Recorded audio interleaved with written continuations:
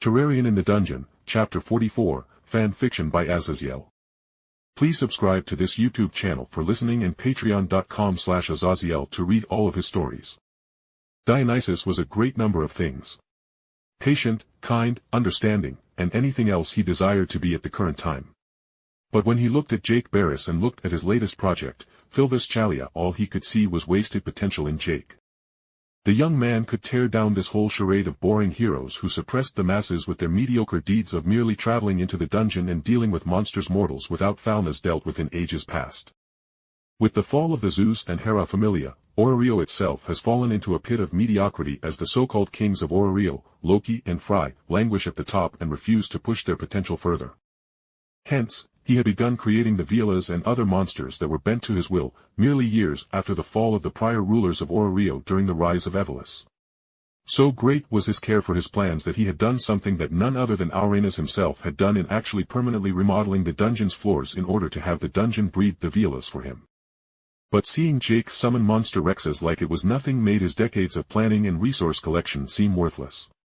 And Dionysus was delighted. "My lord, will he be an issue?" Philvis asked, and Dionysus knew she was asking if Jake needed to be dealt with, so the mad god hummed in thought. Dionysus then gave his other project another look, as his mind whirled. Philvis, his oh-so-loyal tool, was an elf with long black hair, red eyes, and typically wore a cool, cold demeanor to keep others at bay due to her painful past. A past that he had orchestrated in the background to push her to the brink of delightful insanity and despair. Philvis Chalia had to wear a thick dress and a body glove across every bit of her flesh that wasn't below her neck because Dionysus had with great care mutated her body and form with monster flesh taken from the dungeon's heart itself. Added to the skill he never told her about, which increased her strength and growth depending on how much despair and negative emotions she was feeling. She was Dionysus's ace in the hole, as even now, as merely a level 4, she had the pure physical ability to fight that boar of Freya. "My dear, why would we kill him?" Dionysus asked as he propped up his handsome face on his hand, as he lazily looked at Philvis, who looked at the ground, at being questioned in response. He could be a threat. And him allowing other adventurers to break their limits could bring unforeseen variables as well as simply make it more difficult for us to uncap the dungeon. Philvis, his delightful creature, spoke. Because that's what she was now. She had the pure flesh of the monsters forced into her so she could grow by eating monster stones, thus tainting her once so pure elfish form with the greatest taboo of things. Oh, how he adored twisting her little heart along on strings, but the love of the mortal children was such an ethereal yet heavy thing, maybe a little more despair could tip the scales as it were. Honestly, he had hoped that having Revis kill her new friend Lafia Verdes in the dungeon would break her completely, but unfortunately, the Sword Princess arrived with that confounded sword that cannot break and broke Revis's sword, forcing her to flee and allowing Lafia to survive.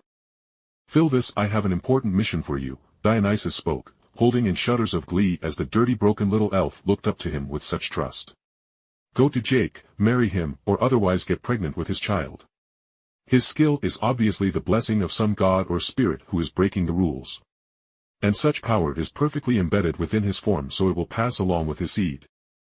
Dionysus, seeing her face stiffen in shock at the order, then continued as he held in his divine joy in his very domains at the insanity brewing within the girl as he continued to speak out his orders. "Philvis, I want you to love him. I want you to give him everything you have in this world. I want his every desire fulfilled and him to want for nothing as you support him."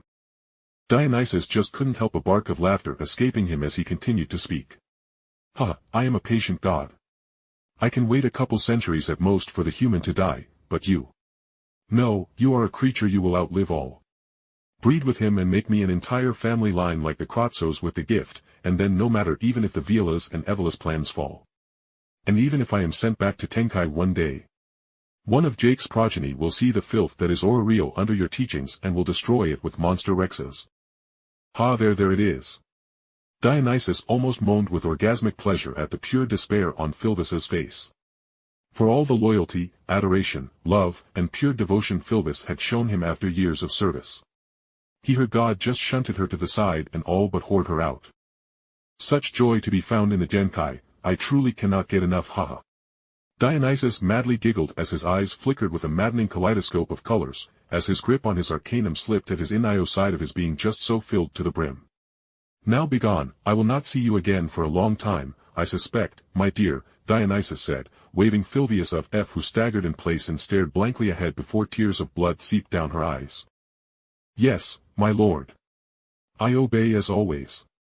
She all but choked out her once ruby-like gem eyes dulled like dirty blood, and she stiffly turned around, standing with her back to her god for half a minute. Dionysus couldn't help but wonder if he pushed her not to despair but madness, and that she was about to kill him where he stood and send him back to Tenkai. He wouldn't blame her. He wouldn't even curse her to a life of utmost misery until they died, and then spent the next few thousand years torturing her soul like other gods would do to mortals who ended their fun down here in Genkai early. No, he knew what he was doing was wrong, but he had his domains, and despite being a good boy for Zeus and Hera, now it was his time to let his hair down and play with the mortal world how he pleased. Dionysus couldn't help but feel a tiny smidgen of disappointment as Fulvius stiffly walked out of the room they had rented, with him not seeing her reaction, nor her actually even killing him. It was even anticlimactic, and that above all else irritated him. Loki was furious. No, she was pissed. No, she was. Actually, she was just super jealous. Wah!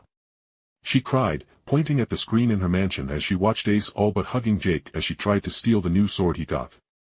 I want Ace to rub her boob plate on me as well. Loki cried out with Anakitty Autumn, her minder of the day, sighing. I am so glad I am not in public with you, Loki. Anakitty said dryly as she sat as far away from her goddess as she could, while still being on the same couch to stay away from Loki's groping hands that may lash out at her in a moment of distraction. So, Aki, you think Azu and the rest may level up after that weird eye monster? Loki asked with a tilt to her head as she looked at her minder. Anakitty was actually one of Loki's most talented level 4s she had now, with her being expected to level up perhaps after the next expedition or two in the coming months. That, and she was a well-balanced beauty that didn't have a lot of the weird hang-ups like all of Riveria simping elves did, made her one of Loki's more favored members, as who didn't like curvy cat girls. Ace probably is getting close, but she needs a true push, I guess would be the way to put it. I mean, the monster was strong and took a beating, but they weren't truly pushed with how Jake led it around. Aki replied wryly as she wondered if she herself was there, if she would be coming home for a level up. Is my Aki feeling jealous?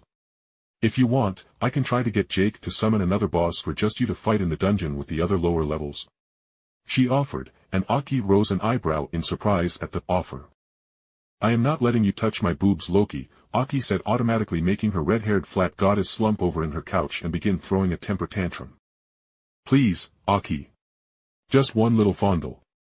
Maybe just a quick cupping. Come on, your back has to be tired with just that tube top holding yours up. Loki tried, and before Aki could reply, why, Loki leapt into the air, dive-bombing at the level 4 cat girl. But a level 4 had greater reflexes than a common mortal, so before Loki even got halfway towards Aki in her dive bomb, she was slapped by the fluffy hand of God as Anakitty smashed a thick pillow onto Loki's head so hard, she flopped over the couch and landed across the room. Why are the gods so annoying? Aki spoke aloud as she stared up at the ceiling. Loki hopped back to her feet as though nothing happened. Heh, because we are bored, and we use you cute little mortals for our entertainment. So, we have to needle you lot to get you moving across the board, haha. Loki proudly laughed, but then her smile dropped as she spoke more seriously. But nah, seriously. Your level 4s in the second string of executives are getting ready for a level up to level 5. I think Jake's bosses could be the trigger for that. Loki pointed out, and Aki nodded.